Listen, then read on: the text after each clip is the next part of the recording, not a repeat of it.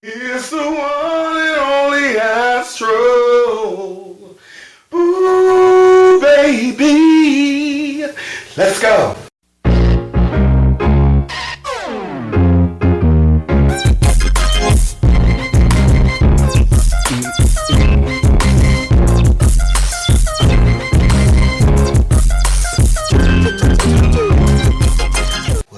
What's up, fam? You know what time it is. I want to read something to you, and I want you to really bear with me because it's kind of long, but as always, I'm tying it into something greater, something that many often overlook. And here we go. The energy of fear forms a barrier between the feared object or situation and the energy of light. Thus, neither the light in the souls of feared-filled persons nor light sent to them from any other source can reach their consciousness to dispel the power that fear holds over their lives. The barrier acts like a prison wall, isolating persons within their fears and offering no way out. Furthermore, fear is such a magnified emotion that it strengthens the barriers, energy, blockage, and intensifies the force of whatever is feared. And fearful persons keep creating more fear-filled circumstances to deal with. Through the universal law of attraction, or like attracts like, the energy streamers they send out attract like streamers and bring those back to the originating sources. Not only is fear is widely contagious, but due to its magnified power, fear sensation streamers have sticky edges that attract the kinds of energetic interactions that omit common sense, rational thought, sound judgment, and wise decisions. Fear is so insidious that it can convince persons that the only way to escape is through portals that lead deeper and deeper into fear and sometimes into darkness.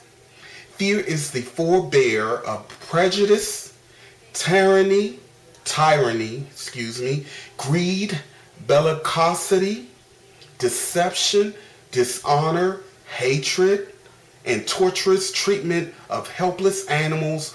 All of those characteristics and behaviors arise from psyches that are twisted and tormented by fear. There's more.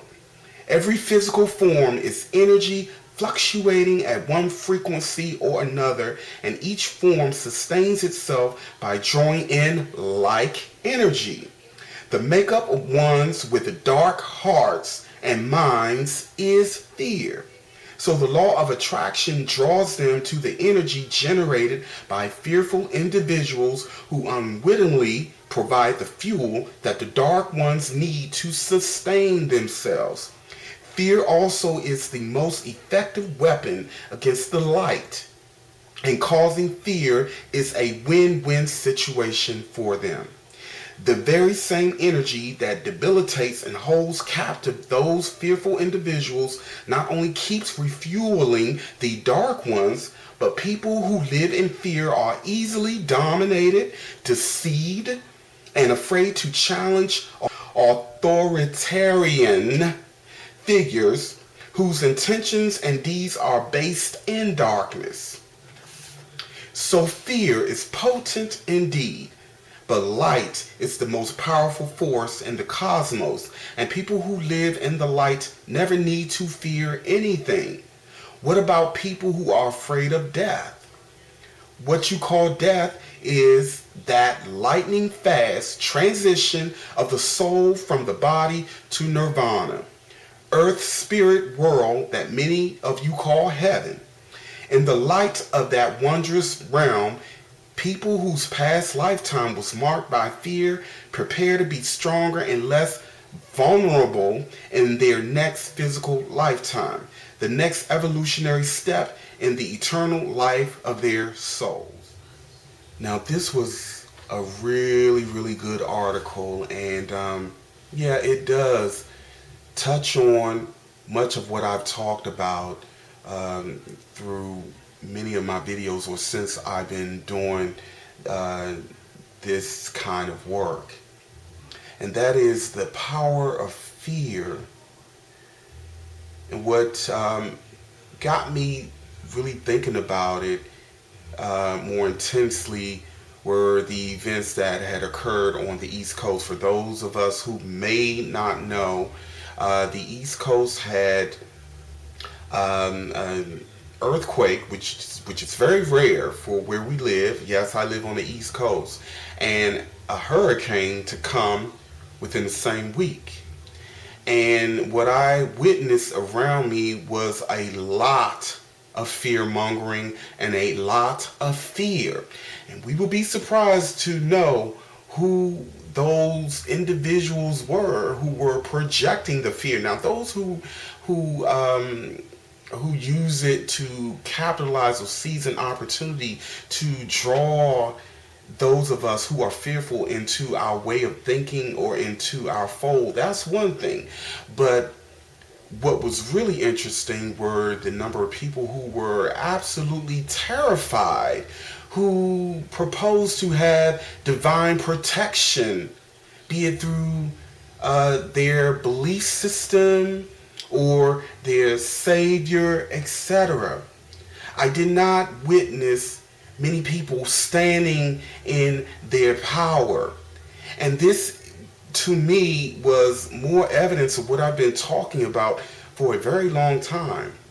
And that is, many of us really are under the influence of fear, whether we want to accept it or not. And our mortality or being thrown into a dire straight kind of situation brings that fear to the surface every time. When the earthquake had taken place, I happened to be right here at my computer working, and I felt the vibrations, and believe me, I've been feeling those vibrations off and on for a long time. So from my perspective, it was not unusual because I'm very sensitive to the earth. And if there's something going on, even on the most subtle level, a lot of times I can pick up on those vibrations. So when the earthquake came, I felt the vibration long before it kicked into overdrive. And what I did was I simply sat here, took a deep breath, and braced myself, while at the same time I had a sense of humor because, not to, give out too much information, I happened to be in the nude when I was working. And the first thing I thought was, is there a chance that I may have to go outside naked? I had a sense of humor about it, sitting in the middle of an earthquake. And it is because I did not fear the situation. Had it been my time to go, I would have just, hey, go. I would have just gone, and this sparked a lot of interesting dialogue amongst friends and co-workers and family members, and everyone had a lot to say about what was going on, but the majority of the focus was fear-based fear-mongering. Oh, it's time to get our souls right, or, we risk, dying and burning in hell forever. It was that angle. It was more of that than anything. Get your soul right, get your life right, or this is it. You may not ever have another chance, or hell awaits. And, of course, I knew that there would definitely be, prophets, so-called, messengers who would seize opportunities like this to promote more fear to those who are fearful.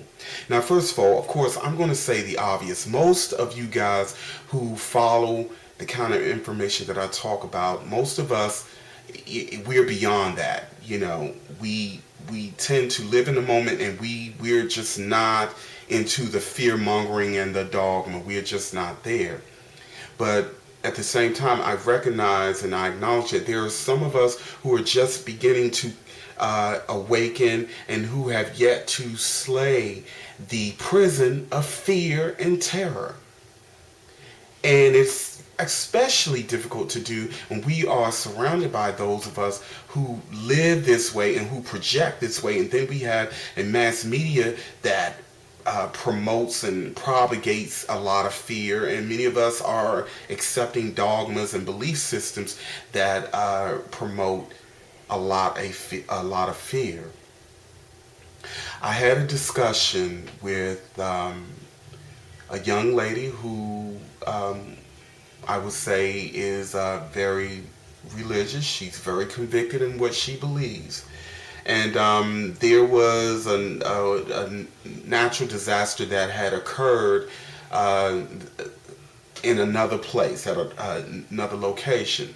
So she saw it fit to use that scenario to convince us, meaning her co-workers at the time, that we should see her way and embrace her way of thinking and being, or risk being going to hell, basically. So in that moment, I thought either I could seize this opportunity to be provocative, which I love to do, or I can ignore. More of me wanted to ignore, but this has been something that, like so many, they don't take no for an answer, and they love to push and push and push. So I decided that I would seize the opportunity and ask her a question. So I looked at her and I said her name, and I said she happens to have a little girl at the time. She was about 2 years old. And I asked her, "Do you really love your daughter?" She said, "Yes." And I said, "Okay. Is there anything that your daughter can do that will cause you to break that love you have for her, while at the same time allow you to permit her to any kind of eternal suffering or damnation? Is there anything that you could think of that would cause you to stop loving your daughter and at the same time allow her to suffer eternally?" And she stopped and she said, "Honestly, no." Then I said, "So, are you basically saying that your love and your forgiveness and your redemption for your child is greater than an all-knowing, omnipresent, intelligent that you may call God, I happen to call the Almighty Creator or Source, that you call God? So are you saying that your love, grace, and forgiveness is greater than an omnipresent, almighty, all-knowing being of unconditional love, which she believes this being we call God is?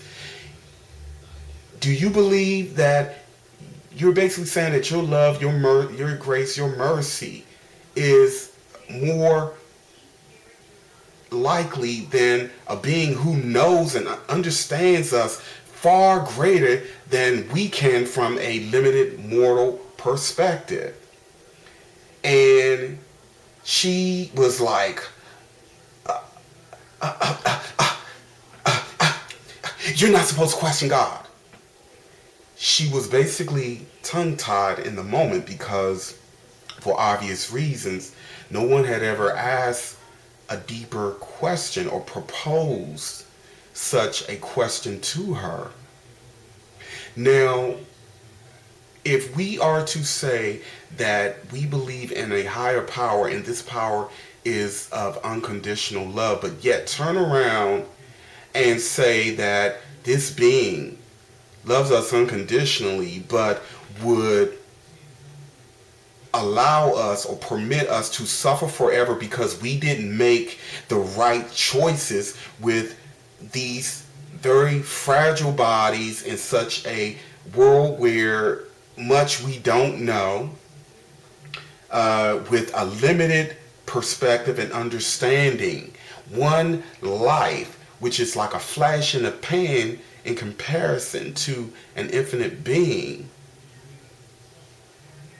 To say that a being would give us one short freaking life to get it right, and that we have free will, but yet at the same time, if we don't make the right choices, there is a price, which is eternal suffering.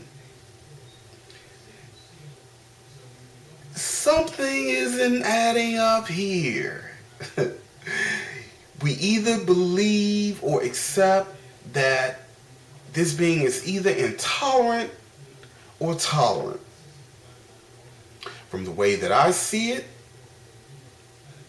grace is a beautiful thing. Redemption is a beautiful thing, and it is very real because we are eternal beings. If we had a being who would allow us and give us one short life to get it right, and if we don't get it right or make the right choices, we just be thrown into an abyss to suffer for all eternity, none of us will be here. Because many of us have been the very same things that we have a judgment about, or that we criticize, or that we hate. And so the redemption is in allowing us to make our own decisions, endure the consequences of them, and allow us to make as many mistakes as possible until we become the knowing. Not just know, but become it.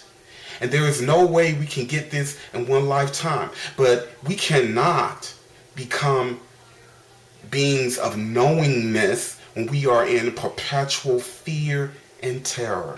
We just can't do it. A being of unconditional love would want us to not be fearful so that we can become the best that we can be. Of course, a being who is service to self, that's a whole nother discussion. But then again, it's not. But I don't want to get off the subject too far. A being who is service to self, who may come across or who had convinced many that they are the God, may set up a situation where we kind of hem ourselves up and get stuck in fear because, a fearful being is a lot more easier to control. Going back to the article that I just read, we can't possibly evolve if we cling to fear. Fear does have its place at the right time and is needed for certain souls at specific times, but the problem becomes when it is a crutch and there is no conscious effort being made to recognize that this is a crutch, and we stop evolving as the result.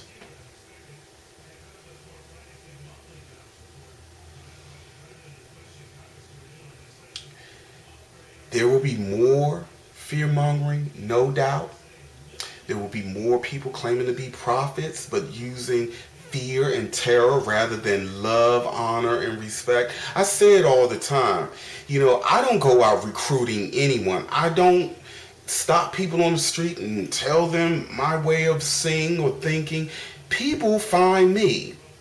And you guys will be surprised as to how many people, I'm just out and about minding my business, and people, just start talking to me and just start sharing, experiences and a worldview that falls right in line with what I talk about here, because they can sense that there is something that I give off where I'm not going to judge them. They sense and feel that there is some kind of resonance. And so when this happens, I have no problem with sharing the information that I have and give advice based on what I've learned from. But I do it from a place of non-judgment, from compassion, empathy. And it's very hard to be any of those things when we are in fear, if not impossible. And when I say in fear, I mean mentally, physically, and spiritually tied up and focused on fear. Fear what people may think about me if I lived an authentic life. Fear of disappointing and letting this person down. Fear of dying. Fear of hell.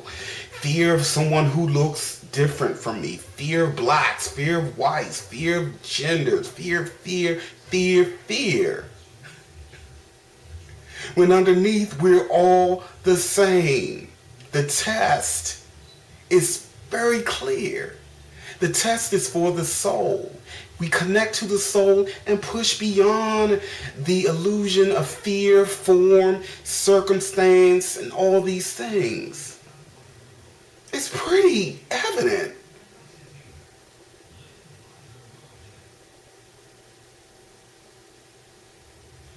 It's pretty evident.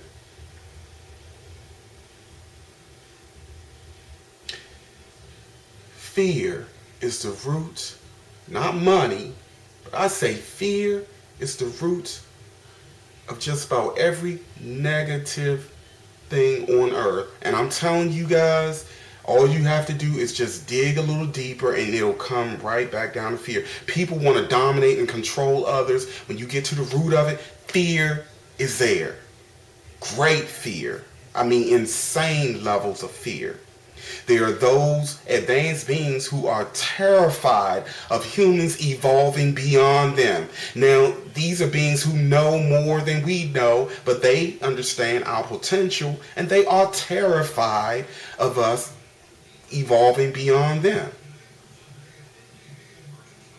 I can go on and on. But I think when we get to the root of what is causing the disruption, the division, and the irrational decisions and choices that we make, and if fear is the reason, deception and chaos and mayhem will be the season. You know?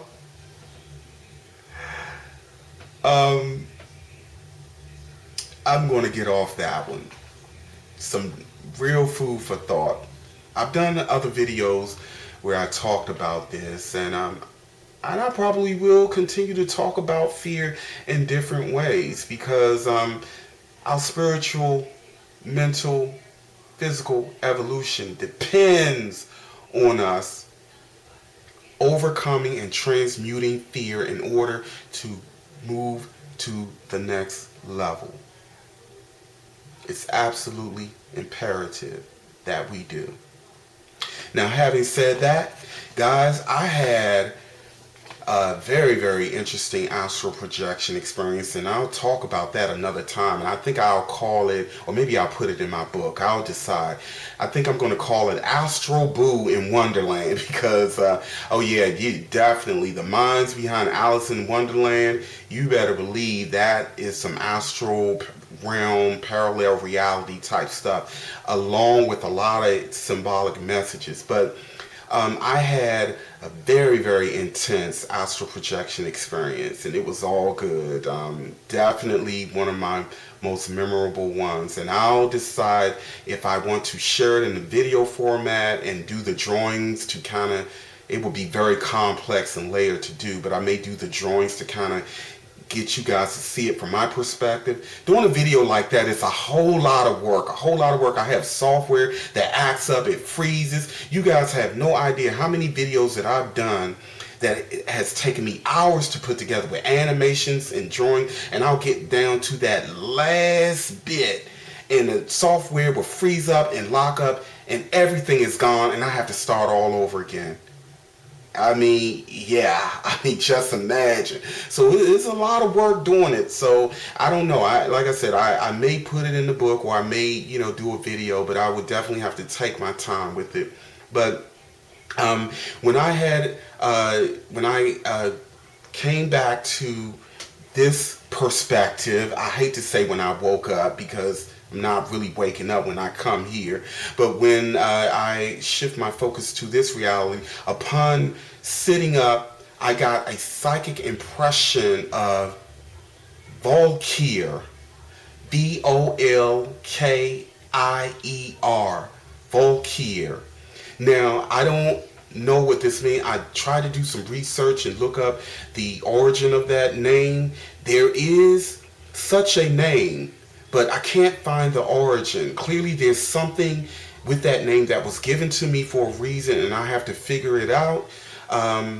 So if any of you guys happen to know the origin of the word or name Volkir, please write me at Astralboobaby@verizon.net, and or give me any clues that you may have so that I can figure what this is all about and why I was given that impression. And so that's pretty much it for this video, guys. Nothing too fancy. Sometimes, I do like to switch it up. Even though, my name is Astralboobaby, I'm not a one-trick pony. As you guys have figured out by now, I like to switch things up. Sometimes I'll feature, another perspective, music from other people, a point of view from other people. I may just give my opinion. I'm going to start getting more into commentary and astral projection. Of course, it's the base for what I do here and the revelations that I've gathered and continue to learn from them. But realize that I'm going to keep it fresh. I like to keep it fresh and keep you guys guessing, because I'm a provocateur. I'm a catalyst. I'm a messenger. I am all that I am. And on that note, family, as always, you are loved beyond measure, and happy travels.